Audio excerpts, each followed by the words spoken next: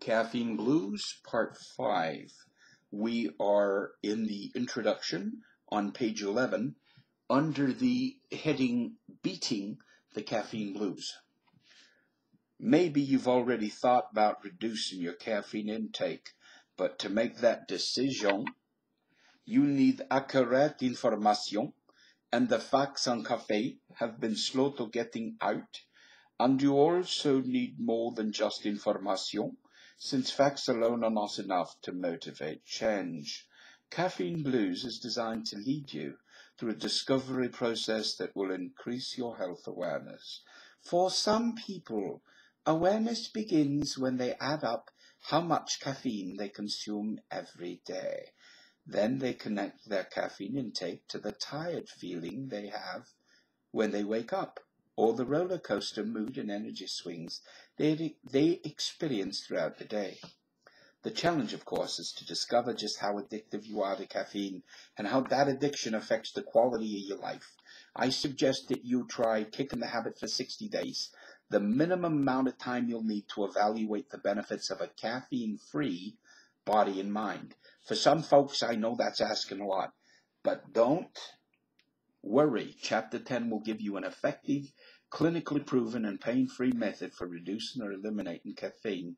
This step-by-step off the bean program will enable you to free yourself from dependence on caffeine without headaches, irritability, fatigue, and depression normally associated with caffeine withdrawal. This program is not theory or conjecture. Thousands of people have already taken this important step, and they're right now experiencing greater vitality, greater energy, and better health than they ever felt when they was addicted to caffeine. You can also enjoy these blessings if you really want them. The choice is up to you. Plural. A word about notes. In compiling this manuscript, I initially handed my editor over 700 footnotes. Take out these footnotes, he said. They make it look like a textbook. I protested. I'm asking readers to consider a very controversial subject, I argued.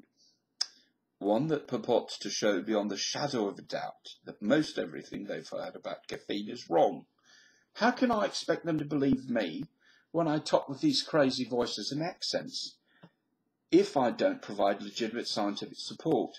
I also wanted the healthcare community to pay attention to this material, and they would, of course, require careful documentation. So we compromised. The key controversial statements are referenced, and notes are listed at the end of the book.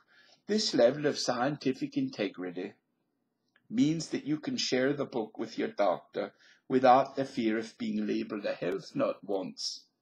The research cited here can be found in any medical library. You can skip the notes or use them for further study. Now, if you're wondering what accent that is, I know it sounds Irish, but it's actually called Berks County, Pennsylvania Dutch, circa the 1960s. Chapter 1, Coffee and Caffeine, a Dose of Reality. Quote, we have seen several well-marked cases of coffee excess. The sufferer is tremulous and loses his self-command. He is subject to fits of agitation and depression. He loses color and has a haggard appearance.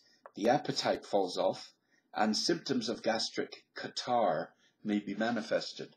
The heart also suffers. It palpitates or it intermits.